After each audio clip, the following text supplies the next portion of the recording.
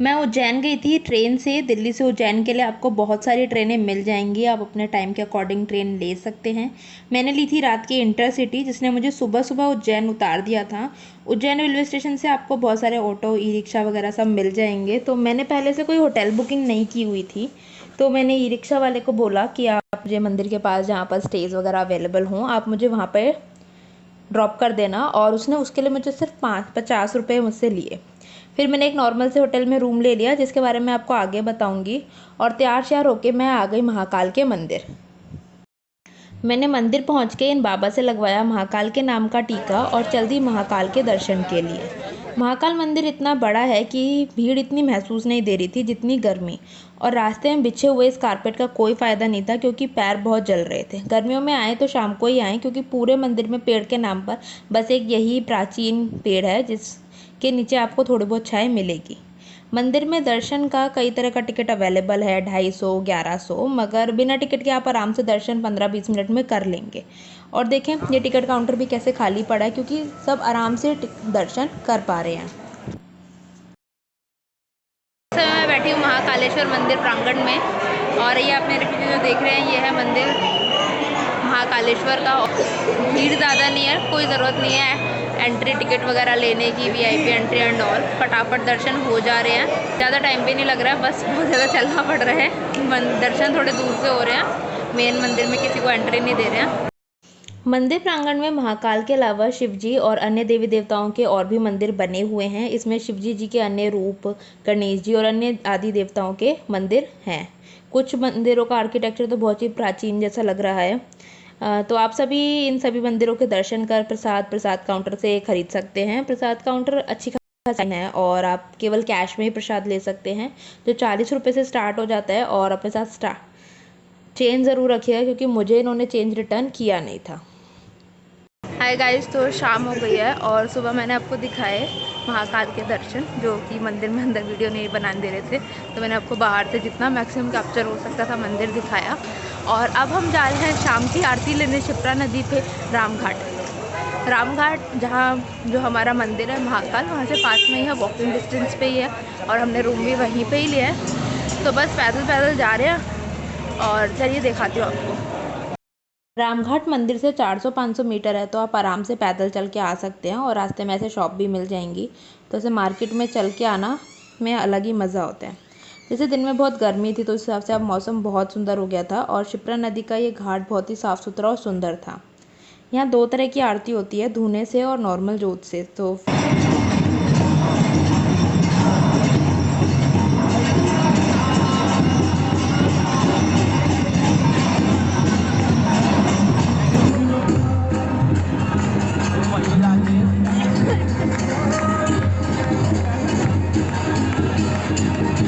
फिर यहाँ आरती देखते देखते कैसे रात हो गई पता ही नहीं चला। वैसे मैंने शिप्रा नदी की आरती अपने चैनल पे लाइव अपलोड की हुई है, जहाँ से आप पूरी आरती देख सकते हैं। लिंक मैंने डिस्क्रिप्शन में भी डाल दिया है। आरती देखने और शिप्रा नदी के किनारे पे शांति का आनंद लेने में कब रात होगी मुझे पता ही नहीं चला। फिर और देर ना करते हुए मैंने रामघाट से ही लिया ऑटो और निकल पड़ी बाकी मंदिरों के दर्शन के लिए। इस ऑटो वाले ने मुझसे कुल 250 रुपये चार्ज किया, जिसमें इसने मुझे बाकी सारे मंदिर के दर्शन करवा के वापस महाकाल छोड़ दिया। ऑटो वाला सबसे पहले हमें लेके आया काल भैरव के मंदिर। कहा जाता है कि इस मंदिर के दर्शन के बिना महाकाल के दर्शन पूरे नहीं होते हैं। ये मंदिर मेन सिटी से थोड़ा सा दूर है, और इसके आसपास काफ़ी सुनसान और जंगल जैसा एरिया भी है। तो ये देखिए पूरा जंगल एरिया है ये हर मंदिर के उधर, ये नदी और ये पेड़ वेड़। और उसके अलावा यहाँ पर अच्छा प्रसाद वगैरह खाने पीने को मिल रहा है। वैसे तो मंदिर के आसपास मुझे कोई रिहाइश दिखी नहीं, परंतु श्रद्धालुओं की अच्छी खासी भीड़ है। और ये देखिए मंदिर का एंट्रेंस, जो मुझे किसी प्राचीन किले के गेट जैसा लग रहा है। आप बताइए, लग रहा है ना किले जैसा?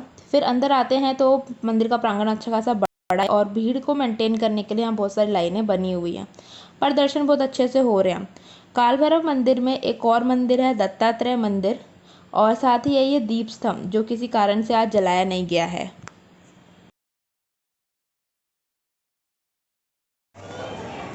तो गाइस, ये जो आप मेरे पीछे देख रहे हो ये है मंदिर, और बहुत ही आराम से दर्शन हुए, एकदम फटाफट। मतलब वो ऑटो वाला कह रहा था कि 40-50 मिनट लग जाएंगे, बट हमें बिल्कुल भी टाइम नहीं लगा और बहुत जल्दी एकदम फटाफट दर्शन हो गए।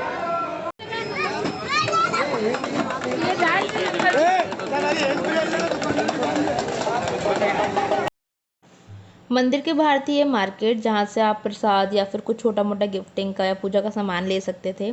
वैसे लेट हो गए थे तो ज़्यादा कुछ खाने पीने को तो दिखा नहीं, पर यहाँ पापड़ बहुत मिल रहे थे। अब वापस सेम ऑटो से चलते हैं गढ़कालिका मंदिर, जो माता सती के 51 शक्तिपीठों में से एक है। यह है गढ़कालिका का मंदिर, जिसके आसपास बिल्कुल भी भीड़ नहीं थी। मे बी ये मेन सिटी से दूर है इसलिए, या फिर महाकाल जितना फेमस नहीं है इसलिए, परंतु ये एक शक्तिपीठ है, तो अगर आप उज्जैन आ रहे हैं तो यहाँ ज़रूर आना चाहिए। यहाँ भी काल भैरव मंदिर के जैसे ये दीप स्तंभ है। मे बी किसी खास दिन पर इन्हें जलाया जाता होगा। इन दीप स्तंभों पर किसी व्यक्ति को चढ़ के सारे दिए जलाने होते हैं, जो कि एक बहुत ही डिफ़िकल्ट टास्क है।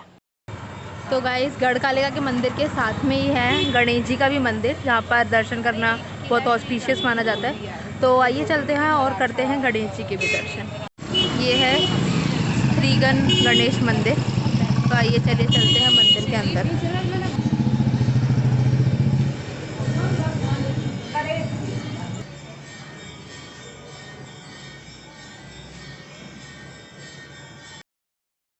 तो गणेश जी के दर्शन के बाद अब हम आ गए हैं शक्ति के एक और रूप हरसिद्धि माता मंदिर में, और फाइनली मुझे ये जलते हुए दीपस्तंभ देखने को मिल ही गए, जो कि बहुत ही खूबसूरत लग रहे थे। हरसिद्धि माता मंदिर के गेट से जैसे ही मैं एंटर हुई तो ये गर्भगृह के जस्ट सामने जलते हुए दीप दिखे। मैंने इस टाइप का कुछ पहली बार देखा है, और आई डोंट नो ये कितना पुराना तरीका है, बट कम से कम 400-500 साल पुराना तो होगा ही। और कितना टिकाऊ नेचुरल वे है लाइटिंग का, डेकोरेशन का, आप जो भी कहिए। बट मतलब आज के टाइम किसी भी चाइनीज़ आइटम से, किसी भी चाइनीज़ लाइट या डेकोरेटिव लाइट्स के सामने, मतलब ये दी बेस्ट थिंग है, क्योंकि एक तो नेचुरल है और इतने सालों से चल रहा है। तो गाइज, इस समय मैं हूँ हरसिद्धि माता मंदिर में, जो कि महाकाल मंदिर के पास में ही है और देवी के सती पीठों में से एक है, शक्तिपीठों में से एक है। आधा शक्तिपीठ से बोलते हैं। तो यहाँ पर टोटल मिला के कहते हैं कि 3.5 काल है। तो आधा काल ये हरसिद्धि माता मंदिर का ही है, और एक आपका काल भैरव, एक गढ़कालिका और एक महाकाल। तो इस तरीके से यहाँ पे 3.5 काल विराजमान है, जो इस जगह को बहुत ही ज़्यादा, उज्जैन नगरी को बहुत ही ज़्यादा खास बनाता है। साथ ही साथ आपको पता है कि जो राजा हरिश्चंद्र थे, उनका जो कर्ज था, उनकी जो मुक्ति हुई थी, कर्ज मुक्ति, वो भी क्षिप्रा नदी के किनारे ही हुई थी, वो भी उज्जैन में ही हुई थी। तो विक्रमादित्य की नगरी उज्जैन नगरी एक बहुत ही खास, बहुत ही धार्मिक नगरी है, जिसको मैंने आपको पूरा दिखाने की कोशिश करी है इस वीडियो में। हरसिद्धि माता मंदिर महाकाल मंदिर के बिल्कुल पास में ही है, और यहाँ पे अच्छी खासी भीड़ भी है। इस मंदिर की जो सबसे खास और अनोखी चीज़ मुझे दिखी वो था ये छत पर बना हुआ यंत्र। मोस्टली मंदिरों में छत पर या तो नक्काशी हुई होती है या फिर सुंदर चित्र बने होते हैं, परंतु इस मंदिर की छत पर बना है ये बहुत ही खास और अनोखा यंत्र। माना जाता है माता सती की कोनी यहाँ पर गिरी थी, और ये देवी के 51 शक्तिपीठों में से एक है।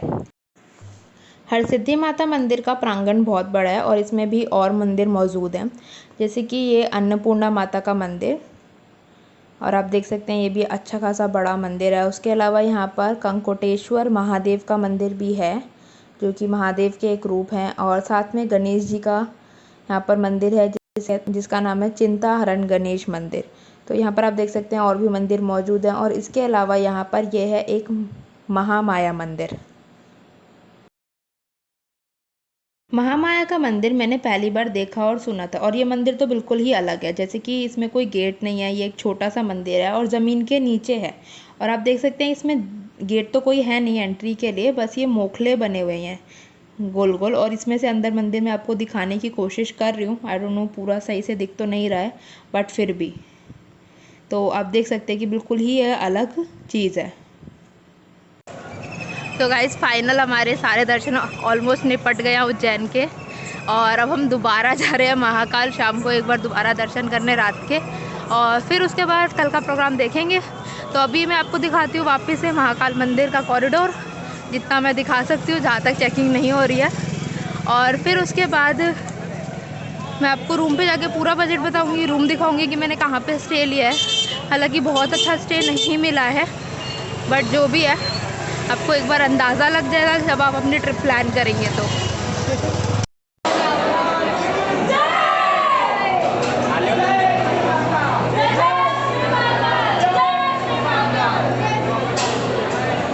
तो अभी रात को दिन से भी ज़्यादा भीड़ है, और ये भीड़ इतनी ज़्यादा इसलिए है क्योंकि कोई इस टाइम बाहर ही नहीं जाना चाह रहा है। सब महादेव का जयकारा लगाते हुए यहीं रुके हुए हैं।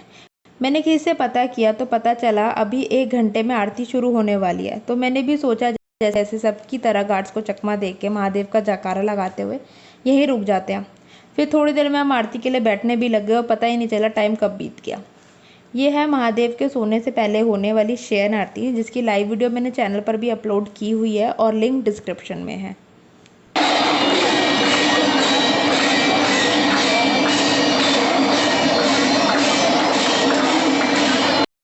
Good morning guys. तो आपको पता ही है रात को हम बहुत लेट पहुंचे थे आरती ख़त्म करके। रात को नाइट आरती उज्जैन की देखी है मैंने, उसका लाइव भी डाला है और अलग से ही मैं वीडियो डाल दूंगी, तो जिनको देखनी है वो देख ले। आई बटन में लिंक है और डिस्क्रिप्शन में भी मैंने ऐड कर दिया है। तो अब यहाँ पे मेरा ख़त्म होता है उज्जैन का ट्रिप, और उज्जैन में क्या क्या था देखने का वो ऑलमोस्ट मैंने आपको दिखा दिया है। मेन यहाँ पर 3-4 मंदिर हैं जो कि हैं भैरव मंदिर, गढ़कालिका मंदिर, हरसिद्धि मंदिर और महाकाल तो है ही। तो ये 4 मंदिर यहाँ पर मेन आपको दर्शन करने होते हैं। एक शिप्रा घाट की आरती बहुत अमेजिंग थी, मैंने उसका दर्शन आप किए हैं और आपको दिखाए भी हैं लाइव वीडियो करके। आई होप आपको अच्छे से दिखी होगी, नहीं हो तो मैं एक बार दोबारा वो अपलोड भी कर दूँगी अलग से। अब बात करते हैं कि यहाँ तक मेरा एक्सपेंस कितना आया और आगे का मेरा MP में कहाँ जाने का प्लान है। तो यहाँ तक के एक्सपेंस की बात करें तो मैंने 3rd AC में दिल्ली से टिकट बुक किया था, और 3rd AC का मेरा टिकट था मुझे 1200 अप्रोक्स का पड़ा था टैक्स वगैरह लगा के। अगर आप स्लीपर आते हैं तो और भी कम पड़ेगा, बट कर लूँ फैमिली वालों को अलग वो रहता है। 3rd AC और सिक्योरिटी का कुछ कनेक्शन होगा, आई डोंट नो। और उसके बाद हमने रूम लिया है, जो कि उज्जैन में रूम्स की कैटेगरी बहुत डाउनग्रेडेड है, मतलब बहुत बेसिक होटल्स मिल रहे हैं यहाँ पे, और पैसे एकदम मुंह फाड़ के मांग रहे हैं अच्छे वाले। तो जो लोग वीडियोस में दिखा रहे हैं ना कि ये धर्मशाला ले लो वो ले लो, सब फेक है, कुछ भी नहीं है ऐसा। यहाँ के हमने धर्मशालास भी ट्राई करी, होटल्स ट्राई करे, हमें एक बहुत घटिया सा रूम मिला है, वो भी 1200 रुपये में। उससे भी घटिया उससे भी महंगे महंगे थे। हालांकि मंदिर के बिल्कुल वॉकिंग डिस्टेंस पे है, बट फिर भी अच्छी वो फैसिलिटीज़ नहीं है। तो अगर आप आ रहे हो पहले से ही MP टूरिज़्म की अवंतिका में बुकिंग करके रखना, क्योंकि उसे वही है जिसकी अच्छी फैसिलिटी है, या फिर आप 3-4 स्टार में जाइए, 5 स्टार यहाँ पे कोई है नहीं। अब मैं आपको रूम दिखा देती हूँ, और फिर उसके अलावा जो खर्चा हुआ है बस ट्रेन का, होटल का मोटा मोटा खर्चा हुआ है। उसके अलावा 250 रुपये का हमने ऑटो किया था भैरव मंदिर और गढ़कालिका मंदिर के लिए। हरसिद्धि मंदिर और महाकाल पास में ही है, शिप्रा नदी पास में ही है, शिप्रा नदी का घाट। तो ये 3 तो पास में है, बाकी सिर्फ 2 मंदिरों के लिए हमने ऑटो किया। उसके अलावा खाने पीने का जो खर्चा हुआ वो हुआ। तो आप लगा लीजिए कि ऑलमोस्ट 3500 या 4000 मतलब लग गए हैं। अभी हम आगे जाने वाले हैं महेश्वर, मांडू, इंदौर, पूरा मतलब मैं तो 3-4 नाइट के आइटनरी लेके आई हूँ और पूरा हम एक्सप्लोर करेंगे। तो मेरी वीडियोस देखते रहिएगा, चैनल को सब्सक्राइब कर दीजिएगा, ज़्यादा से ज़्यादा शेयर कर दीजिएगा, और कमेंट करके बताइए कैसी लगी ये वीडियो, नेक्स्ट कौन सी डेस्टिनेशंस आप चाहते हैं देखना। और मैं आपको एक बार रूम दिखा देती हूँ। रूम का मेन गेट है, ये बाथरूम का गेट है जो कि अजीब सा ही है। ये विंडो है, विंडो के इधर वॉश बेसिन है, और ये एक छोटा सा कैबिनेट है जिसे हमने खोला नहीं, और ये एक सड़ा सा बेड है जिसमें बेडशीट पे छेद हो रहे हैं। ब्लैंकेट हमने ओढ़ा ही नहीं, बहुत गंदा सा लग रहा था, बट थोड़ा बहुत ही ओढ़ना पड़ा, फेस पे तो बिल्कुल भी नहीं लिया। और ये मेरे साथ आई है मेरी कज़िन। ठीक है, तो अब हम चलते हैं आगे, और आगे जाके देखते हैं कि हम आगे ओमकारेश्वर, ममलेश्वर के दर्शन कैसे करते हैं, महेश्वर कैसे जाते हैं, और साथ ही साथ हम जाएंगे मांडू। तो आप सारी वीडियोस मेरी देखिएगा, और फिर मिलती हूँ आपसे। Stay tuned.